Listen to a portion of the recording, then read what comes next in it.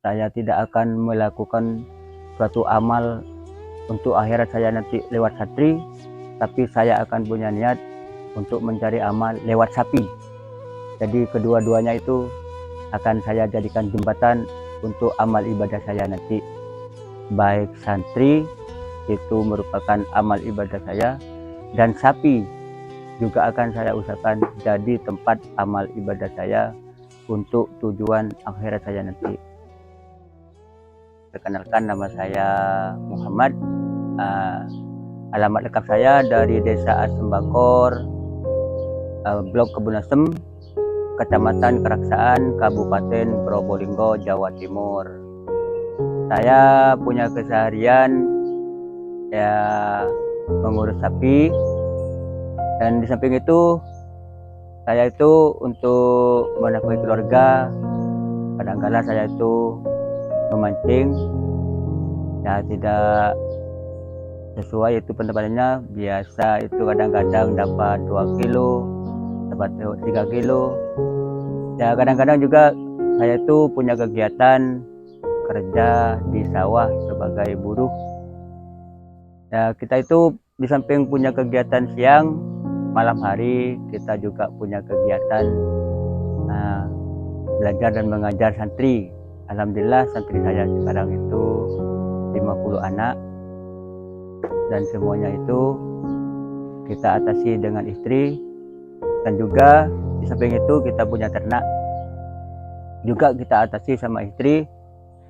Kita atasi bersama. Sekarang ternak kita itu sudah 7 ekor. Nah, itu kalau sore hari saya mencari rumput. Jadi kegiatan untuk keseharian untuk keluarga saya itu fokus ke pagi. Pagi hari saya mencari nafkah, dan sorenya saya bagi untuk ternak, dan malam harinya saya bagi untuk santri saya. Nah, untuk itu saya tiap hari harus pandai-pandai mengatur waktu. Saya harus pandai-pandai, jangan sampai salah satu dari waktu itu bisa tercecer sehingga ada kesalahan atau ketidakstabilan dari salah satunya. Saya itu tidak mau. Jadi antara nafkah untuk keluarga, nafkah untuk sapi-sapi saya, juga nafkah batin untuk semua santri saya, nafkah untuk ilmu, itu harus seimbang. Dan yang saya mau ceritakan tentang sapi saya, biar jadi motivasi untuk teman-teman, untuk saudara saya di luar. Sapi saya itu kita melakukan dengan cara belajar. Maksudnya cara belajar, setiap hari kita itu tetap fokus untuk menggemukkan sapi dengan menekan pembiayaan. Itu yang saya targetkan. Jadi saya itu masih belajar, terus belajar. Ya, intinya kita itu tidak boleh menyerah. Kita harus semangat untuk belajar, baik belajar soal di bidang peternakan, juga belajar itu di bidang untuk pendidikan untuk anak-anak santri, juga untuk mencari bekal itu harus juga belajar. Maksudnya belajar supaya kita itu mendapatkan penghasilan itu cukup untuk keseharian. Ya, kembali ke sapi. Tomboran sapi saya itu kita tekan seminim mungkin dengan target semaksimal mungkin. Jadi penekanan untuk tomboran kita memang tekan untuk seminim mungkin, dan hasilnya harus semaksimal. Itu kita cari dengan cara harus tepat sasaran. Sasaran untuk sapi itu gimana? Ya memang harus kita banyak belajar. Terutama kita jangan jauh-jauh dari teman-teman dah. Teman-teman semua itu harus dekat-dekat dengan mereka. Mereka itu kan jadi penyemangat kita. Kalau kita tidak paham, kita bisa mencari solusi dari teman-teman yang lain yang punya pengalaman. Ya alhamdulillah, seperti Mas Idris ini teman saya. yaitu merupakan motivasi saya juga. Karena beliau, karena Mas Idris, saya punya semangat. Dulu saya ini peternak sapi itu asal-asalan. Ini mau cerita sedikit ya, biar jadi motivasi. Dulu saya itu peternak sapi 1 ekor, itu minta ampun jeleknya. Itu jelek, bukan jelek masalah sapinya, memang perawatannya itu jelek. Ya alhamdulillah, karena dunia sapi, sering lihat YouTube-nya Mas Idris, beliau itu selain masih muda juga punya semangat mencari konten-konten yang bisa bermanfaat. Akhirnya saya itu jadi termotivasi. Nah dengan itu saya itu jadi minat untuk beli sapi super. Ini yang belakang saya ini namanya Brok. Itu saya beli pertamanya untuk ternak ini. Nah, itu belinya 18 juta di petani. Ya ini jadi awal dari permulaan saya untuk belajar beternak sapi di kelas sapi-sapi yang sekiranya bisa diekstrimkan, bisa jadi monster. Yaitu dengan banyak belajar. Dulu saya tidak pernah ketemu sama Mehdi, cuma lihat channelnya aja. Dan sekarang kita sudah berteman, sudah sejak lama, belajar dari teman-teman yang lain. Itu sudah banyak pengalaman, alhamdulillah. Mereka semua jadi penyemangat.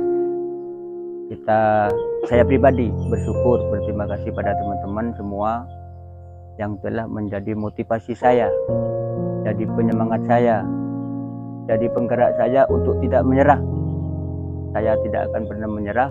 Saya akan tetap mencari apa-apa yang perlu untuk peternakan, supaya itu bisa nanti jadi manfaat untuk teman-teman di luar sana, untuk teman-teman semua.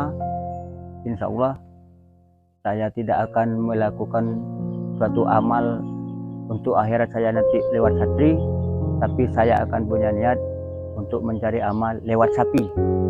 Jadi kedua-duanya itu akan saya jadikan jembatan untuk amal ibadah saya nanti. Baik santri itu merupakan amal ibadah saya, dan sapi juga akan saya usahakan jadi tempat amal ibadah saya untuk tujuan akhirat saya nanti. Tapi tetap saya itu harus berterima kasih. Kalau tidak ada teman-teman seperti Mas Idris dan yang lain-lain, saya tidak akan bisa menjadi begini, tidak bisa dimotivasi, sehingga saya itu tetap menjadi Pak Muhammad yang dulu, yang beli sapi atau pelihara sapi dengan cara asal-asalan.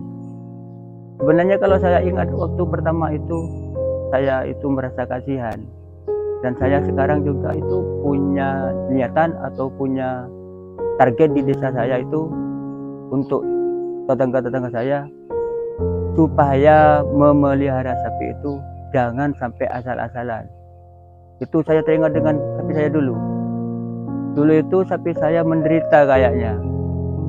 Dengan sistem saya dulu itu saya merasa bersalah. Sampai saya sekarang saya tetap merasa bersalah, karena sapi saya dulu itu saya pelihara dengan asal-asalan. Asal makan, asal bernafas, sudah.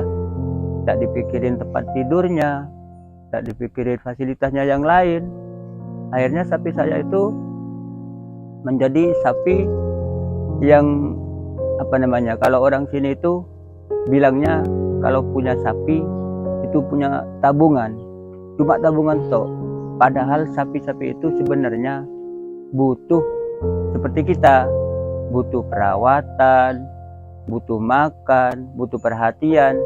Yang itu, jadi sapi-sapi itu sama dengan kita. Tidak boleh sapi-sapi itu dijadikan hewan yang memang untuk dibutuhkan untuk kebutuhan pribadi dengan mengindahkan kebutuhan mereka. Jadi itu yang menjadi motivasi saya. Jadi teman-teman, dengan melihat dari kandang-kandang teman itu, nah, saya itu punya motivasi bahwa memelihara sapi itu memang harus butuh perhatian. Nah, teringat dengan dulu cara mandikan saja, saya dulu itu bukan 1 minggu sekali, tapi kayaknya tidak pernah dimandiin. Itu tidak pernah dimandiin.